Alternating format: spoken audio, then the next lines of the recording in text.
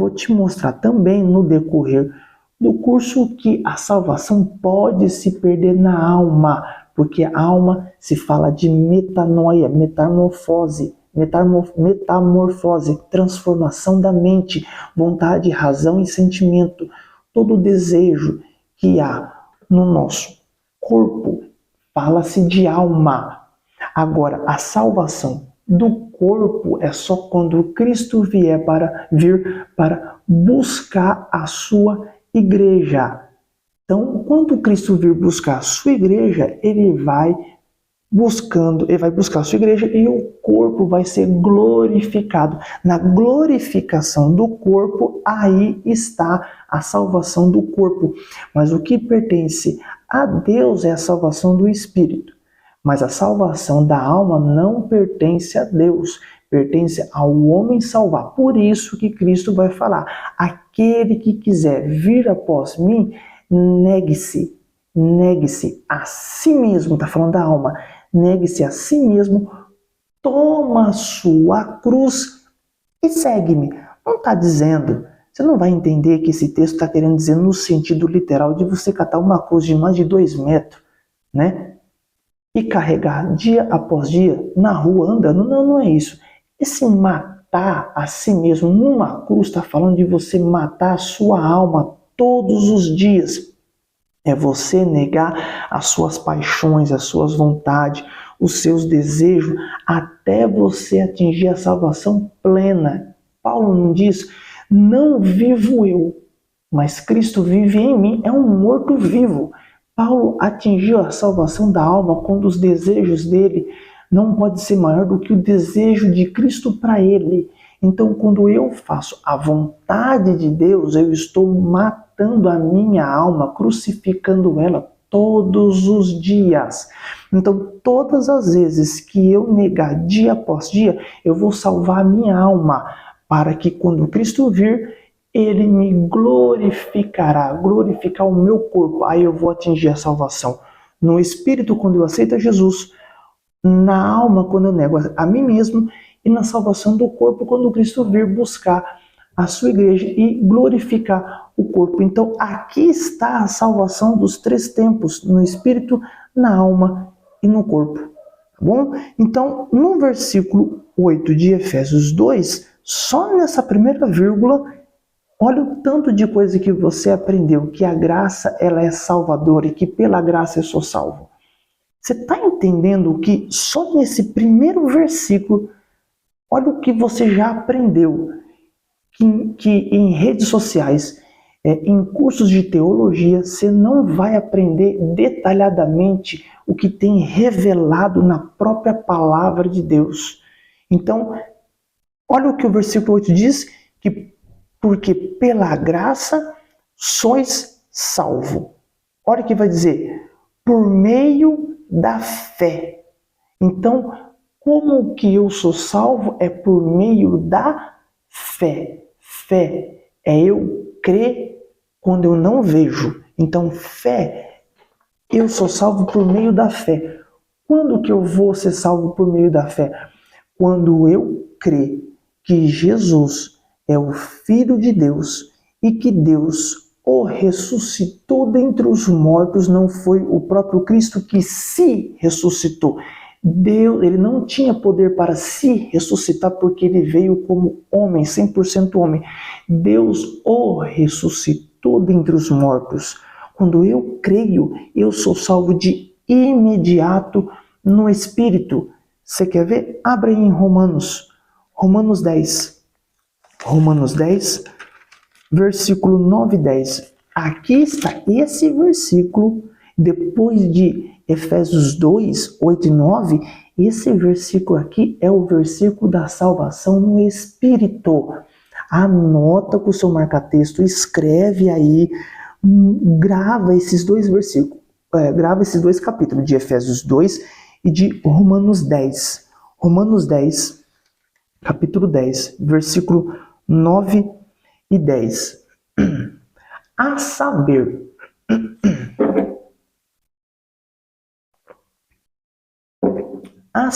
olha só, a saber, Se com a tua boca, olha como que é o processo da salvação no Espírito. Se com a tua boca confessares ao Senhor Jesus e em teu coração creres que Deus o ressuscitou dentre os mortos, olha o verbo, serás salvo. É de imediato. A partir do momento que eu confesso com a minha boca para o inferno ouvir, porque você tem que confessar com a boca e crer no coração. Aquilo que eu falo, eu tenho que crer. Porque não adianta eu confessar e não crer. Tem duas coisas para você ser salvo no Espírito. Eu tenho que confessar e crer. Não adianta. Como é que eu vou crer se eu não confesso? A boca fala aquilo que o coração está cheio. Então, você vai estar cheio de fé. Então, eu vou crer. Então, eu vou confessar. Então, eu confesso e eu creio. Quando eu uno o que eu confesso e eu creio, na hora que eu estou crendo aquilo que eu estou confessando que Jesus é o meu Salvador, através desta graça por meio de Deus, eu sou salvo. Então, aqui está a salvação do Espírito. Olha o versículo 10. Visto que com o coração se crê para a justiça. Que justiça é essa? A justiça de Cristo. Pela justiça dele, que eu sou justificado por essa graça salvadora, pela justiça dele que eu sou salvo. Então, visto que com o coração se crê para a justiça de Cristo, tá? E com a boca se faz confissão para o quê? Para a salvação. Salvação no Espírito, porque eu sou salvo, e serás salvo. Não precisa fazer muita festa, muito alarido, não precisa berrar, gritar. Não é isso. A salvação é só você confessar e crer que Jesus é o teu Salvador e que Deus o ressuscitou dentre os mortos. É só isso. Você não precisa ir lá na frente, levantar a mão e chorar. Não precisa. O texto só está dizendo que você só precisa confessar e crer que eu sou salvo. Você é salvo de imediato. Você creu, você confessou e creu, está salvo. Você quer ver? Abra aí comigo em Atos, capítulo 2. Atos, capítulo 2. Atos, capítulo 2. Atos, capítulo 2, versículo 21. Atos 2, 21. Isso é só uma introdução, hein? Eu nem comecei o curso. Atos 2, 21. E acontecerá que todo aquele, olha só, todo aquele é aquele que aceitar Jesus. Então, ou seja, nem todos vão ser salvos. Nem todos querem Jesus. Nem todos querem esta graça salvadora. Nem todos. Então, por isso que o texto está sendo minucioso, bem detalhista. E acontecerá que todo aquele que invocar, o que eu li lá em Romanos 10, 9 e 10, aquele que confessar e crer. Então, esse tal de confessar, aqui em Atos, olha o que é a revelação. A revelação é isso. Um versículo vai ligar o outro versículo que está em outro texto, mas tem o mesmo sentido. É aí que você tem que pegar a sua caneta em gel e escrever. E acontecerá que todo aquele que invocar o nome do Senhor, o que vai acontecer? Será salvo. Será salvo. Qual é a dificuldade de nós entendermos isso? Se a Bíblia está dizendo que será salvo aquele que invocar o nome do Senhor, como é que fala que perde? Se a Bíblia está dizendo que será salvo aquele que invocar o nome de Jesus, aonde que fala que perde?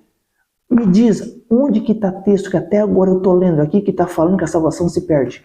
Eu estou lendo textos na Bíblia, só estou usando Bíblia para mostrar para todos vocês aqui que a Bíblia está dizendo que a salvação não se perde porque a salvação está em Cristo Jesus.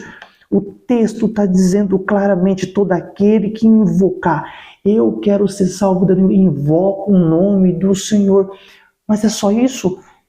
Por isso que é graça. Graça é um presente, eu não mereço, mas Ele me deu. Misericórdia é eu merecer pagar, mas eu ser livrado.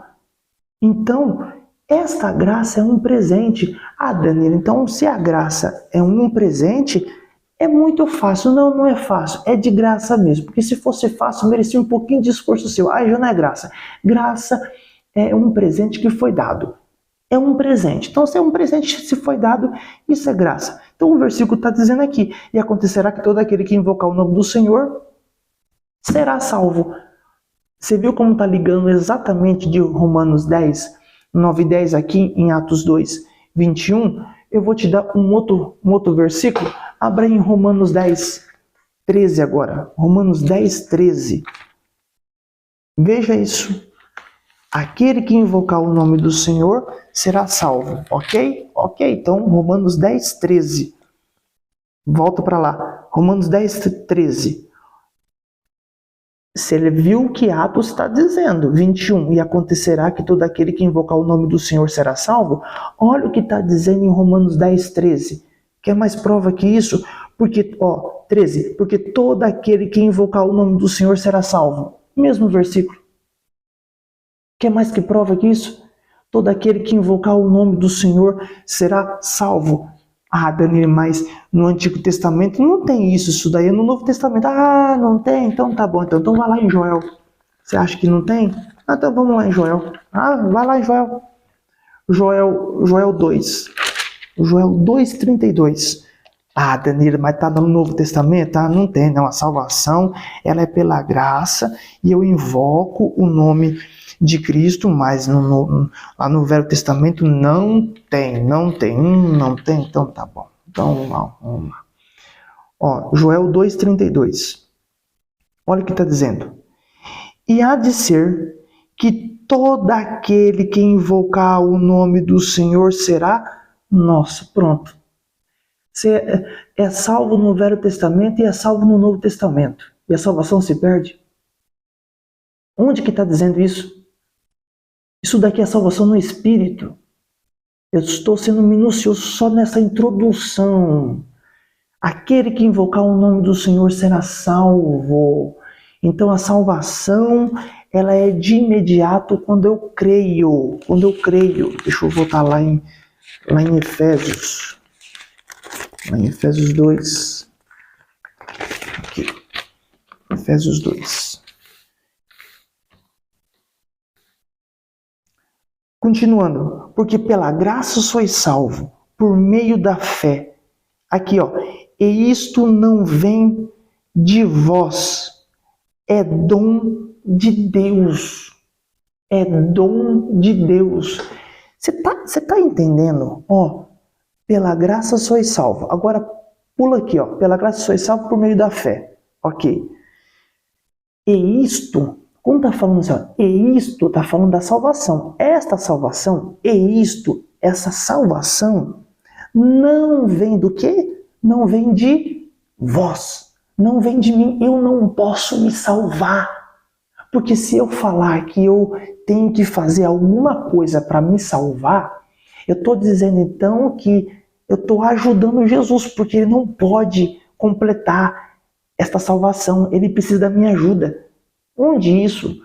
Se o homem tentar fazer alguma coisa para se salvar, isso é lei, o homem não pode cumprir a lei. Se o homem fizer alguma coisa para se salvar, não é graça, é mérito. Eu preciso fazer alguma coisa para me salvar, não existe. Eu preciso fazer a obra de Deus, eu preciso estar na igreja, eu preciso tocar bateria, preciso tocar teclado, eu preciso pregar, preciso ministrar, eu preciso... ajudar os órfãos, eu preciso ajudar as viúvas, os necessitados, eu preciso da cesta básica, eu preciso ser obediente, eu preciso ir lá na escola bíblica, eu preciso ser muito obediente ao meu pastor, ao meu líder, eu preciso nas reuniões para mim ser salvo. Não, a salvação só tem em Jesus. Qualquer atitude que você fizer para você achar que isso vai te dar a salvação é uma mentira, porque o texto está dizendo, não vem de vós. eu não consigo me salvar, porque se eu fizer alguma coisa para me salvar, não é graça, é mérito. E não existe mérito para a salvação. O único mérito está na pessoa de Cristo, que é esta graça. Só nesse versículo 8, ó, quanta coisa eu já te falei. Ó, quanta coisa que eu já te falei. Dá para você entender que esta graça ela é salvadora? Ó, não vem de vós, é dom de Deus. Então, este dom de Deus é a salvação que está nele. E a salvação, sendo um dom, ele é irrevogável, irrepreensível, não pode voltar atrás. Abre em Romanos 3, eu vou te mostrar, só estou usando Bíblia. Não sei se você já abriu tantas vezes a Bíblia assim, num único texto de salvação. Romanos 3, 28. Olha aqui, ó, Romanos 3, 28. Concluímos, pois, que o homem é justificado pela fé, sem as obras da lei, sem obras. Eu sou justificado pela fé, porque ela não vem de obra, nem de lei e nem de obra humana. Eu sou justificado por Cristo, ok? E a salvação é um dom. Aqui, olha o que o versículo 9 está dizendo. Não vem das obras. A salvação não vem das obras, para que ninguém se glorie. Para que não tenha o quê? Mérito. Para que as pessoas façam, não, eu sou salvo porque eu toco melhor, porque eu sou o primeiro baterista lá da igreja. Não, eu sou salvo porque eu sou o primeiro líder. Não, porque eu sou o primeiro pastor, porque eu sou o pastor presidente. Eu sou o crente estrelinha da igreja. Eu sou o pupilo lá da igreja. Eu sou o pupilo do meu pastor. E lá, se eu não tô lá, nada acontece. Se eu não tô lá para tocar, nada acontece. Se eu não canto, o fogo não desce, porque eu sou a estrelinha do céu. Vai nessa. Se ficar nesse pensamento satânico que o inimigo coloca na mente, achando isso daí foi o que Lúcifer achou que ele era. Ele era merecedor para ser maior do que Deus e colocar um trono acima das estrelas de Deus, que são os serafins. Querer colocar um trono. Síndrome de Lúcifer, isso daí. Toma cuidado. Ninguém consegue ser salvo por mérito. O texto está dizendo, não vem de obras. A salvação não vem de obras. Não é pelo que você faz que você vai ter a salvação. Não é pelo que você deixou de fazer que você vai ser salvo. Não é por você ser uma pessoa boa, ser uma pessoa bonitinha, estar bem arrumado, ter um melhor emprego, um melhor dinheiro, morar numa casa, dar o melhor dízimo, melhor oferta, maior primícia. Não é para você ser aquela pessoa que todo mundo fala, todo mundo deseja estar perto. Não é por nada do que fazemos que nós somos salvos, porque isso é uma obra, e obra para atingir salvação tira o mérito de Cristo. E nós estamos dizendo que Cristo, ele foi incompleto nesta obra que veio de Deus para salvar aquele a quem ele havia perdido. Não vem de obras. Eu só estou dizendo o versículo 8 e 9 do capítulo 2 de Efésios. Uma introdução. Agora, este curso fala da graça e do reino, tá? Dessa salvação. Então, a salvação vem de Jesus. Tá bom, Danilo. Você falou que a salvação, ela vem de Cristo. Então, como é que se fala então de obras? Por que é obras? O que vai me fazer a obra? Se eu creio em Jesus, eu sou salvo? Como é que eu vou para esse tal de reino que a Bíblia fala? Então, se eu não preciso me esforçar para ter a salvação, então o que eu preciso me esforçar para mim ter a salvação da alma? O que ela vai me fazer? O que ela vai dar para mim? Para eu atingir a salvação da alma, sendo que no espírito eu já estou salvo, eu não perco, mas para mim ter a salvação da alma e depois do corpo, o que vai ocorrer? Guarda isso. A obra para a salvação no espírito ela não precisa, ela nunca existiu, porque está em Jesus, quando eu confesso e creio. Mas a salvação da alma, quando eu nego a mim mesmo e faço, tá falando de esforço. Todo o esforço que você faz para Deus, agora eu vou incluir esse negócio de você fazer a vontade de Deus, de você tá fazendo aquilo que Deus chamou para você fazer, não é aquilo que você acha que você deve fazer para Deus, que é aquilo que você pensa que Deus mandou você fazer, não é. É aquilo que Deus mandou você fazer. Isso é obra. Se Deus mandou você tocar bateria, pregar, cantar, ensinar, tá ajudando o teu pastor, ajudando o teu líder, se você tá fazendo aquilo que Deus mandou fazer, isso é obra. E para fazer a obra de Deus, você tem que negar a si mesmo, os seus desejos, as suas paixões. É coisa simples do dia a dia. Eu quero ficar mais tempo na internet, mais tempo no celular, mais tempo lá na televisão, ficar vendo muito jogo, ficar saindo muito. Mas Deus está cobrando algo de você. E você quer fazer mais os seus desejos, a sua vontade, você não está crucificando a si mesmo.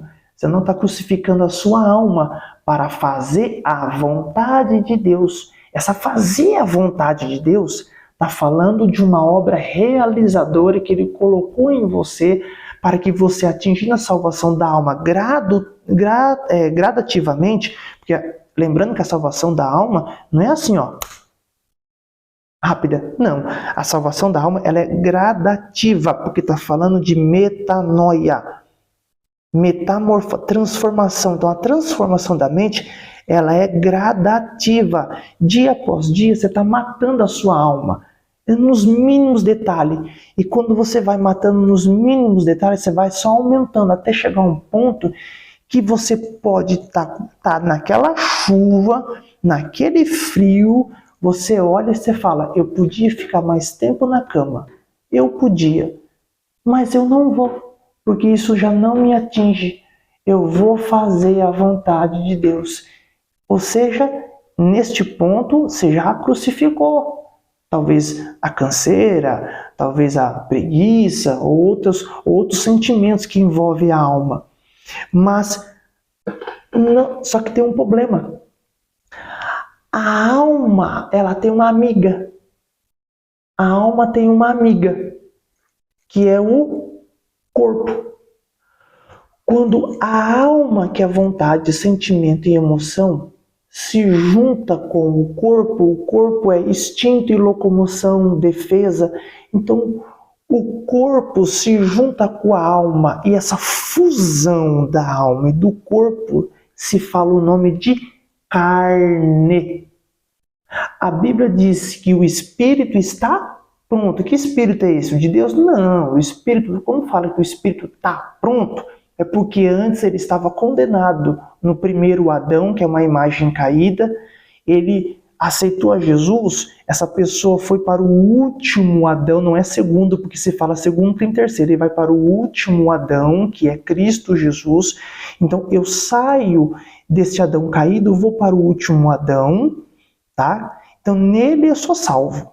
Então, nesse último Adão que é Cristo, meu espírito está salvo. Então, o espírito agora está pronto, porque eu estou salvo em Cristo Jesus.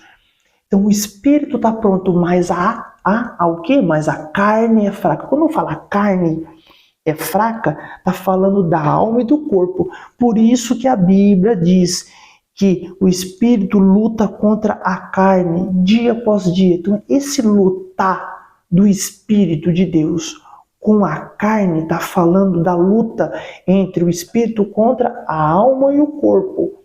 Então, a minha alma deseja dormir mais. Aí o meu corpo fala, então dorme. Então junta o desejo da alma, que é vontade, razão e sentimento, e aí o corpo é realizado pelo desejo da alma.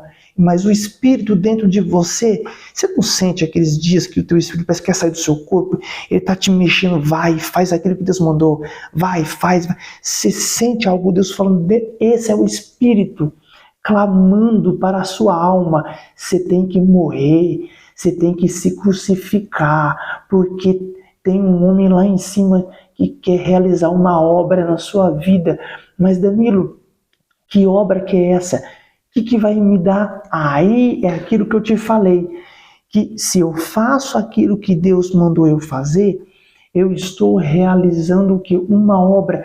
Mas toda obra que eu faço, o que ela vai me dar no final? Uma recompensa. Você vai receber um galardão, você vai ser galardoado, recompensado por Deus, por você fazer a obra de Deus. E fazer a obra de Deus, lembrando, eu vou sempre dizer esta frase, porque não existe uma frase melhor. Fazer a obra de Deus não é fazer o que eu quero para Deus. Não é fazer só o que eu gosto para Deus. Fazer a obra de Deus não é fazer aquilo que eu acho que Deus mandou eu fazer. Aquilo que eu acho não é uma certeza, não tem um fundamento, não tem uma raiz. Fazer a obra de Deus é realizar uma obra que Ele mandou, especificou eu fazer.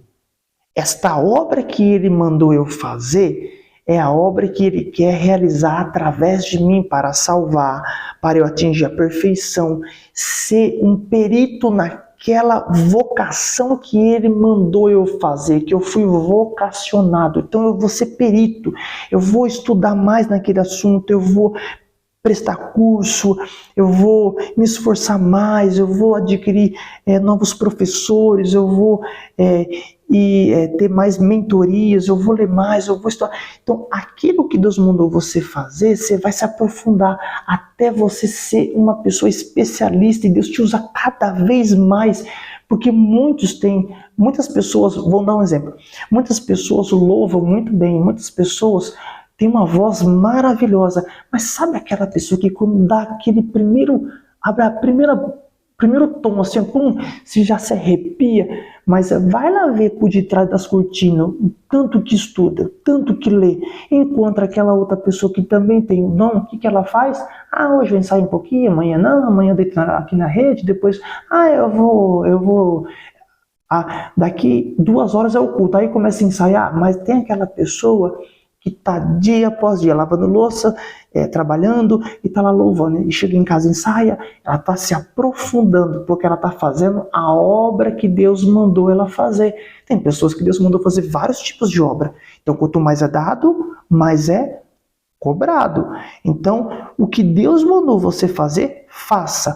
Por quê? Porque tem um reino te esperando. Tem um reino te esperando. Então, o reino só é para aqueles que fazem a vontade do Pai. Para aqueles que fazem o desejo do Pai. Aquele que faz a vontade do Pai tem um reino esperando. Porque eu faço a vontade aqui na terra, muitas das vezes eu vou ser xingado, as pessoas vão me humilhar, eu vou passar por vergonha, porque as pessoas vão me humilhar tanto, só que não sabe que eu sinto prazer em Cristo, mas eu fico um pouco envergonhado. Assim, não é por causa de Cristo, eu fico um pouco envergonhado porque ninguém quer se expor ao ponto de passar por palavrões, por pessoas apontando o dedo. Você fica um pouco tímido, mas dentro de você o Espírito fala, mata esta alma, mata esse seu desejo e faça essa obra. Então, quando eu faço isso, vai chegar no final que eu vou ser recompensado, porque Deus vai estar vendo enquanto eu estou vivo aqui, Ele vai estar me olhando lá em cima, vai estar falando, está matando essa alma, está passando por muitas humilhações pelo meu nome, tem um reino esperando esta pessoa. Então, reino, na Bíblia, preste atenção, na Bíblia, tudo que falar de coroa, espada, esforço, escudo, luta, guerra, a palavra vencedor está falando de reino. Quando fala de sangue, vestes brancas, ato de justiça, não atos de justiças, mas ato de justiça. Quando falar de Jesus, quando falar de cruz, quando falar de confessar, salvação. Mas esforço, obra, reino, galardão, recompensa, reino. Isso é reino. Tudo que fala de esforço meu é por reino. Tudo que fala de fé em Cristo, salvação.